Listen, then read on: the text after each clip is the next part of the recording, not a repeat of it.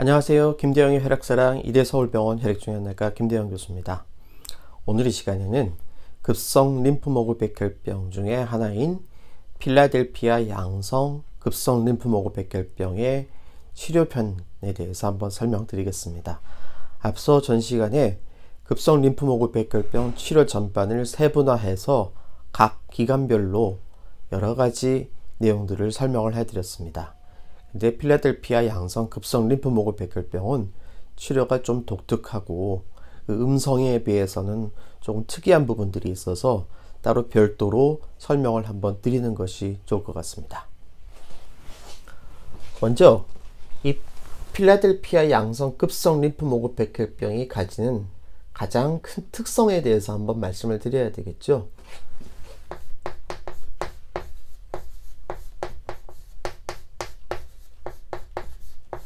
바로 이 필라델피아 염색체라는 것이 있다는 겁니다. 전 시간에도 설명을 드렸지만 이 필라델피아 염색체는 9번째와 22번째 염색체가 일부가 떨어지면서 서로 자리를 바꾸는 현상으로 생겨난 염색체입니다. 이 염색체가 있는 분들은 없는 분들에 비해서 백혈구, 특히 이 급성 림프모그 백혈병의 경우에는 림프모그가 빨리 자라는 그런 특성을 가지고 있습니다. 그래서 과거에는 필라델피아 염색체가 있는 경우가 없는 경우에 비해서 훨씬 더 치료 경과가 나쁘고 장기적인 예후, 즉 완치 확률도 더 낮다고 얘기를 했습니다. 보고에 따르면은 완치 확률이 과거에는 20%도 안 된다, 이럴 정도로 굉장히 안 좋은 유형 중에 하나였습니다.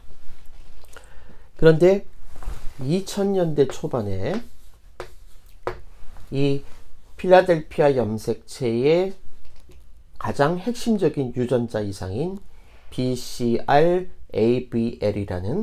이런 유전자 이상에 의해서 생겨나는 단백질 효소죠. 티로신 키나제라는 단백질이 만들어집니다. 이 단백질이 이 염색체의 안에 들어있는 유전정부에 의해서 만들어지는데, 이 단백질에 의해서 림프모그 백혈병이 그만큼 빨리 성장할 수 있게 하는 가장 중요한 그런 효소 단백질인데, 이 티로신 키나제를 직접적으로 억제하는 억제제를 개발을 하게 됩니다. 그 시초가 2000년도에 개발된 이메티닙이라는 약이죠. 그래서 이 약이 개발된 이후부터 이러한 필라델피아 염색체를 공유하고 있는 이 만성 골수성 백혈병의 치료도 획기적으로 좋아지지만, 이 필라델피아 양성 급성 림프모그 백혈병도 같은 유전자 이상, 같은 단백질을 공유하고 있기 때문에 이러한 이메티닙을 사용하는 치료를 같이 적용하면서 획기적인 치료의 발전을 이룹니다. 최근에 나온 연구에 따르면은 과거의 장기 생존율이 20% 정도에 불과했던 것이 이 이메티닙을 사용하면 50에서 60% 정도까지 향상된다는 보고가 있습니다. 그리고 이 이메티닙 이후에 나온 여러 가지 표적 치료제들은 이메티닙보다 좀 더 강력한데 아직 장기적인 결과가 나오진 않았지만 아마 우리 예상으로는 장기 생존율을 70% 이상으로 끌어올릴 수 있을 것으로 생각을 합니다. 그래서 뒤에도 다시 말씀드리겠지만 골수이식이라는 것이 이 급성 림프모그 백혈병 치료에 있어서 굉장히 중요한 치료이고 반드시 해야 되는 치료인데, 앞으로는 아마 이런 골수이식을 하지 않아도 되지 않을까라는 정도까지 기대하고 있는 그런 상황입니다. 자, BCR-ABL, 티로신 키나제, 억제제. 어렵죠. 그래서 이 급성 림프모그 백혈병 환자분들과 만성 골수성 백혈병 환자분들에게 사용하는 이런 약제가 이렇게 이름이 붙이는데, 저는 그냥 오늘 여기서 표적 치료제라고 얘기를 하겠습니다. 표적 치료제는 사실 이 급성 림프모그 백혈병에만 독특한 그런 치료가 아니고, 우리가 혈액암에 있는 모든 유전자 이상들 또는 혈액암 표면에 있는 어떤 특정한 이상을 잡아서 치료하는 항원, 이런 항체 반응을 일으키는 항체들도 표적치료제라고 우리가 보통 얘기를 합니다.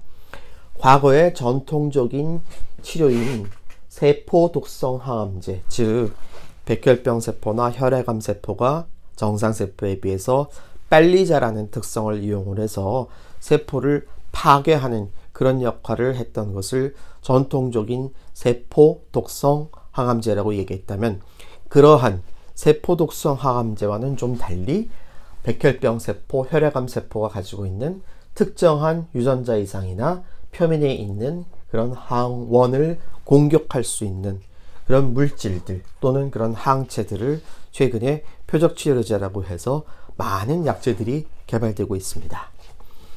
그래서 이 급성 림프모그 백혈병에서 현재 사용할 수 있는 표적치료제는 이메티닙이 가장 전통적인 약이고요.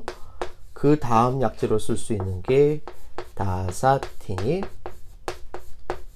그리고 최근에 포나티닙이라는 약도 개발이 돼서 사용을 하고 있습니다.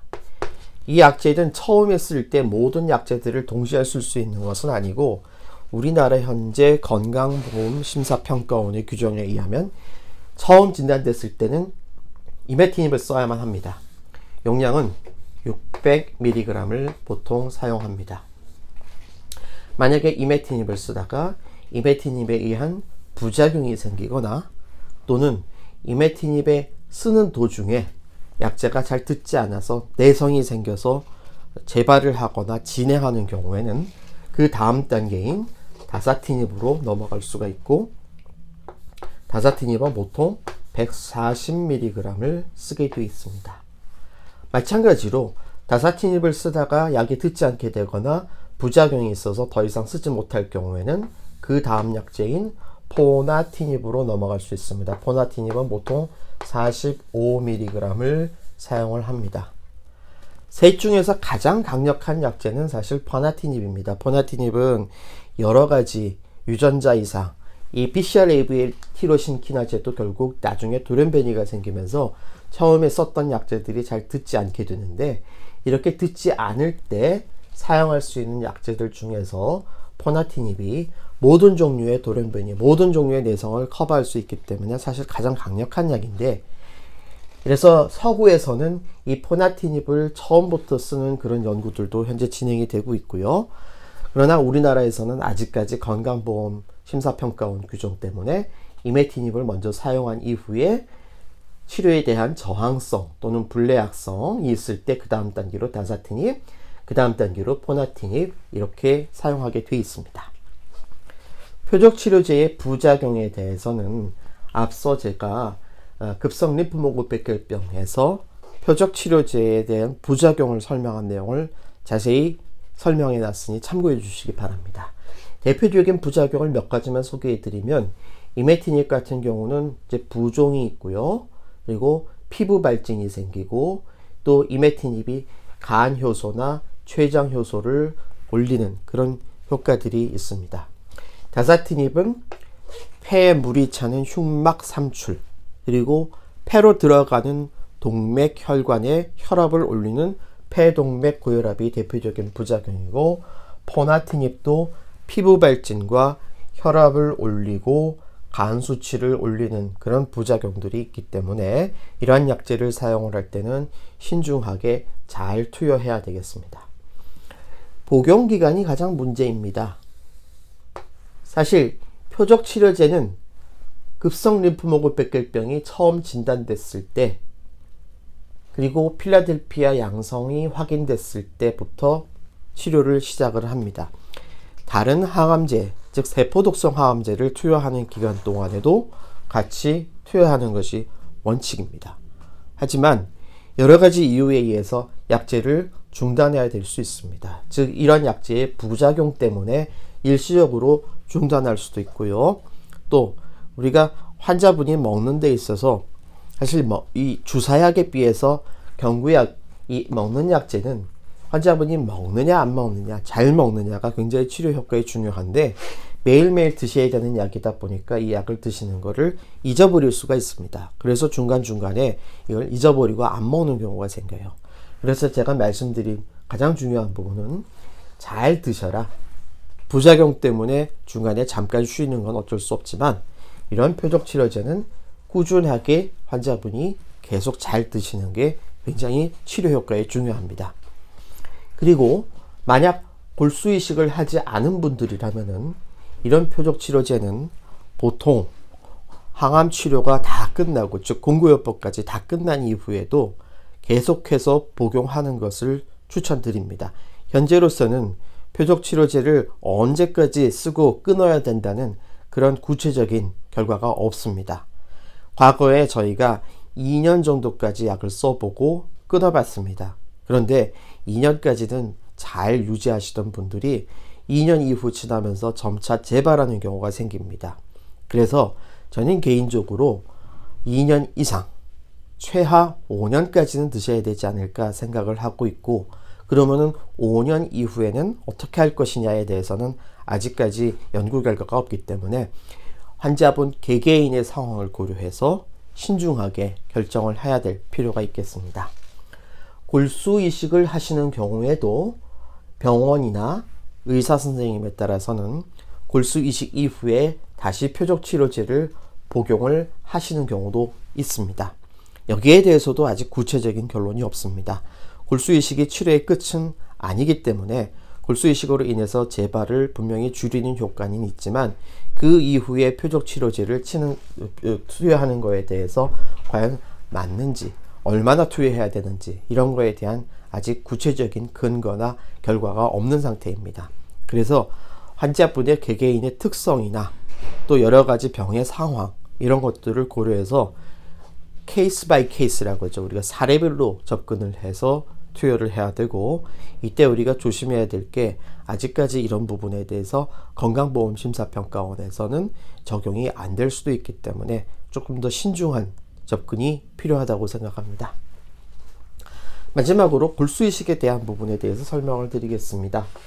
앞서 제가 필라델피아 염색체 양성 급성 림프모그 백혈병의 경우는 아직은 골수이식이 필수다. 자, 골수이식을 했던 경우, 이제 골수이식을 하지 않고 항암 치료만 했을 때의 생존율이 20% 유료였었고, 이거를 우리가 골수이식을 해서 그래도 한 40-50% 정도로 끌어올렸는데, 그 다음에 표적치료제가 등장하면서 이메티닙을 투여한 이후에 50에서 60% 정도로 조금 좋아졌고요. 그 다음에 여러가지 이런 새로운 약제들을 투여하면서부터는 70% 이상 생존할 수 있다는 결과들이 나오고 있습니다. 그래서 앞으로는 이런 표적치료제를 좀 더 강력한 약제를 사용을 하고 조금 더 장기간 복용을 하는 방식으로 하면은 아마도 골수이식을 안 할 수 있지 않을까라는 그런 희망도 가지고 있습니다만, 현재까지는 필라델피아 양성 급성 림프모그 백혈병 환자분들은 반드시 골수이식을 받는 것을 추천을 드립니다. 골수이식 이후에 여러가지 표적치료제를 쓰고, 또한 뒤에 말씀드리지만 유전자의 검사에 대한 모니터링을 해서 재발 여부를 미리미리 찾아냄으로써 그거에 대한 대처를 할 수 있다면은 분명히 지금보다 치료에 대한 결과, 여러가지 우리가 기대하는 이상의 결과를 얻을 수 있지 않을까 확신합니다. 자, 정리하겠습니다. 급성 림프모그 백혈병 중에서 필라델피아 양성 급성 림프모그 백혈병은 과거에는 굉장히 치료 결과가 좋지 않은 병이었는데, 최근에 이런 표적 치료제, 즉 BCR-ABL 티로신 키나제가 개발된 이후부터는, 키나제 억제제가 개발된 이후부터는 치료 효과가 굉장히 좋아졌습니다. 표적 치료제로는 이메티닙, 다사티닙, 포나티닙 같은 약제가 있고, 이런 약제를 사용을 할 때는 대개 그 전 치료에 잘 듣지 않거나 또는 치료하는 도중에 부작용이 너무 심한 경우에 약제를 변경하게 되어 있고요. 표적치료제의 부작용에 대해서는 앞서 올려드린 동영상을 참고하시고, 그 총 복용 기간에 대해서 아직까지 구체적으로 정해진 건 없다. 하지만 우리가 2년 정도 항암 치료 끝난 이후에 2년 정도만 투여하는 것은 아직까지는 조금 너무 짧다는 생각이 든다. 그거보다는 더 투여해야 되겠다. 그리고 골수이식 이후에도 표적치료제를 투여하는 경우도 있다. 그리고 여러 가지 근거를 종합해 봤을 때 아직까지는 이렇게 표적치료제가 좋아지고 있지만 골수이식은 필라델피아 양성 급성 림프모그 백혈병에 있어서는 아직까지는 필수적이다. 이렇게 설명을 드릴 수 있겠습니다. 예, 오늘도 혈액질환으로 치료받으시는 환우분들과 그 가족들의 건강과 행복을 기원합니다. 감사합니다.